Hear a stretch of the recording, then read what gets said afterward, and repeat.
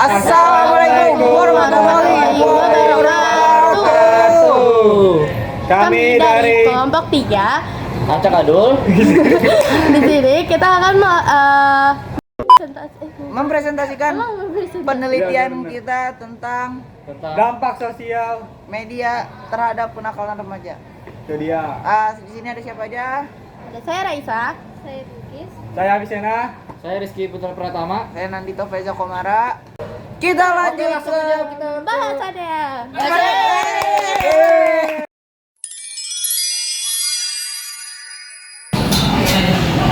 Latar belakangnya adalah media sosial itu sangat populer di kalangan remaja, sangat intens di kalangan remaja untuk menunjang pengetahuan, hiburan dan lain-lain. Tapi juga nggak luput dari masalah. Masalahnya itu bisa menimbulkan perilaku menyimpang. Apalagi remaja ini kan sangat rentan ya. Lalu kita dihadapkan dengan konten-konten yang ada di media sosial itu menurut saya sangat riskan ya. Jadi konten negatif itu dapat membuat anak-anak remaja itu untuk bisa membuat perilaku yang menyimpang. Oleh karena itu penelitian ini harus dibuat untuk mengatasi masalah itu dan juga mencari solusinya. Oke. Jadi, kita telah membuat solusi, yaitu dengan cara kita membuat rumusan masalah. Rumusan masalahnya ada 3. Yang pertama yaitu apakah intensitas penggunaan media sosial berkaitan dengan kenakalan remaja. Yang kedua, bagaimana media sosial memediasi atau memoderasi faktor-faktor kenakalan remaja. Yang ketiga, apakah ada perbedaan dampak sosial terhadap berbagaimana bentuk kenakalan remaja. Di sini ada tujuan penelitian, yaitu pertama menganalisis perumusan media sosial terhadap kenakalan remaja. 2. Mengidentifikasi faktor pendorongan perilaku negatif dalam media sosial. Yang ketiga, yaitu memberikan rekomendasi kepada orang tua, pendidikan dan perbuatan kebijakan. Yang keempat, mengevaluasi dampak positif dan negatif media sosial terhadap sosial dan solusi sosial remaja.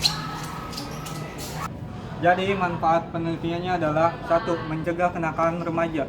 2. Meningkatkan kesadaran dan literasi digital masyarakat. 3. Membantu perumusan kebijakan dan program intervensi. 4. Mendukung peningkatan kualitas hidup remaja. Media sosial berperan besar dalam membentuk perilaku remaja. Akses cepat dalam internet juga termasuk konten negatif itu dapat mendorong remaja untuk melakukan kenakalan seperti bullying, tawuran, dan juga hal negatif lainnya. Oke, di sini ada teori yang pertama, teori deprivasi relatif. Remaja merasa kurang puas saat membandingkan diri dengan orang lain di media sosial, muncul rasa iri dan frustasi kenakalan sebagai pelampiasan. Yang kedua, ada ketergantungan media. Semakin tinggi ketergantungan remaja terhadap media sosial, itu semakin besar juga pengaruhnya. Bisa-bisa berdampak negatif. Oke, yang keempat itu ada teori pembelajaran diferensial.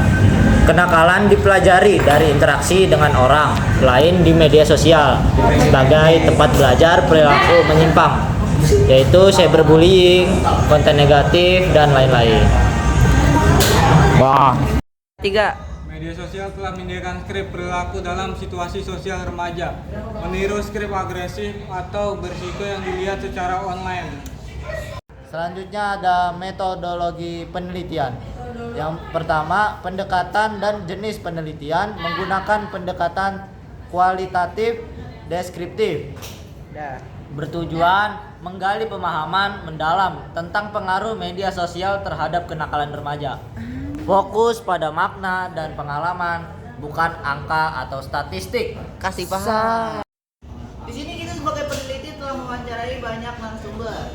Dari semua responden itu sepakat bahwasannya media sosial itu sangat penting bagi perilaku remaja.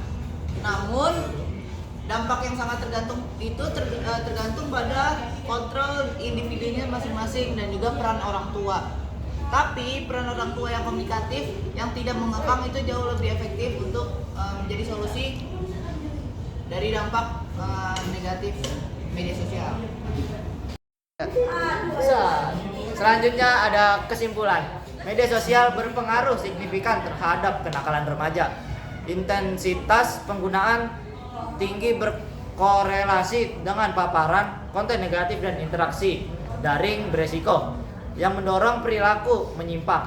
Media sosial berperan sebagai lingkungan sosial alternatif yang memediasi pengaruh teman sebaya, keluarga, dan nilai budaya. Remaja dapat meniru perilaku bertentangan norma dari konten yang dikonsumsi. Pengawasan orang tua merupakan faktor protektif penting. Kita di sini juga ada saran-saran untuk yang pertama, untuk orang tua aktif mengawasi dan mendampingi penggunaan media sosial anak dengan pendekatan komunikatif dan terbuka. Lalu yang kedua, ada pendidikan atau sekolah. Integrasikan literasi digital dalam kurikulum atau etika bermedia, bahaya cyberbullying, dan identitas positif. Lalu yang ketiga, ada remaja, selektif dalam mengakses dan membagikan informasi, tingkatan kesadaran dampak jangka panjang, dan jaga etika dan reputasi. Lalu yang keempat, ada pemerintah atau kebijakan. Nah, di sini ada kembangkan regulasi ketat dan program edukatif untuk penggunaan sehat media sosial, termasuk kampanye kesadaran digital. Lalu yang terakhir ada peneliti selanjutnya. Nah, di sini ada kembangkan penelitian dengan informan lebih luas dan pendekatan kuantitatif atau campuran untuk perkuat general. Boleh nggak yang nanti ini? Ya udah. Lalu yang terakhir ada peneliti selanjutnya. Kembangkan penelitian dengan informan lebih luas dan pendekatan kuantitatif atau campuran untuk memperkuat generalisasi. Oke, sekian dari paparan dari kelompok kami. Kurang lebihnya mohon maaf. Wabillahi taufiq wal hidayah. Wassalamualaikum warahmatullahi wabarakatuh.